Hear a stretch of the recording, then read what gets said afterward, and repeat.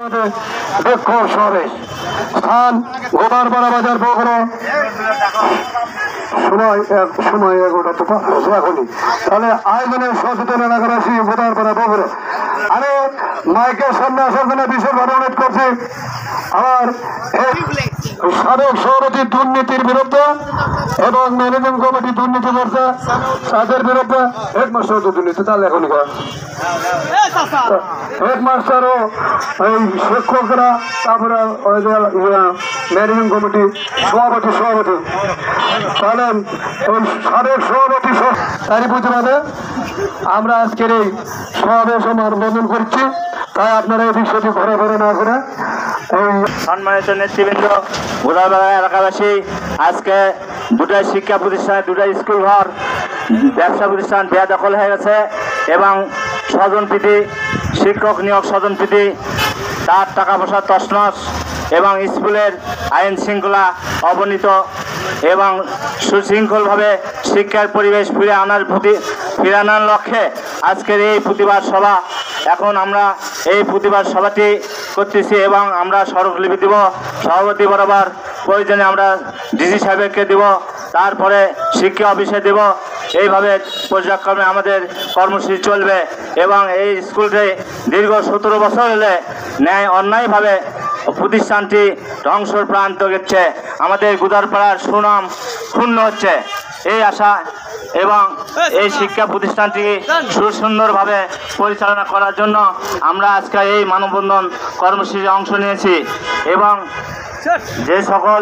যে দুটো দোকান বেদখল হয়ে গেছে, স্কুলটি ক্ষতিগ্রস্ত হচ্ছে, এই স্কুল থেকে আমরা এই দুটো দোকান উদ্ধার করার জন্য বিশেষভাবে প্রশাসনের প্রতি দৃষ্টি আকর্ষণ করব এবং এখন বক্তব্য রাখবেন আমাদের বর্তমান মানববন্ধনের সভাপতি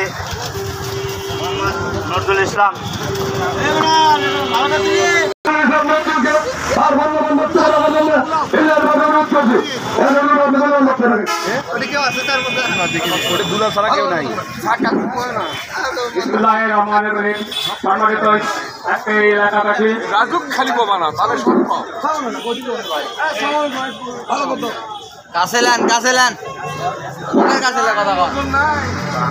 পূর্ণ হচ্ছে এলাকাবাসীর জন্য আমাদের অনেক বদনাম পড়ে যাচ্ছে।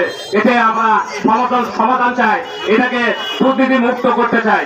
যারা দুর্নীতিতে জড়িত আছে তাদেরকে আইনে আনতে আমি সহযোগিতা চাই এবং আমরা যেভাবে এই স্কুল আগামী দিনে যে চলছে আমরাও দেখেছি স্কুলের কত সুন্দরভাবে স্কুলটা পরিচালনা হয়ে এসেছিল, কিন্তু কিছু দুর্নীতিকারী এখানে এসে আজকে এই সভাপতি সেক্রেটারি স্কুলের কমিটি যারা আজকে এই অসম্মানজনক অপকরণ ঘটাচ্ছে তাদেরকে আইনে বিচারে আওতায় এনে সুষ্ঠুভাবে সমাধান চাই। আমরা এলাকাবাসী কোনো জন্য স্কুলের জন্য ক্ষতি না হয় এবং এই আপনারা এই সবসময় নজর রাখবেন, এটাই আমার আশা।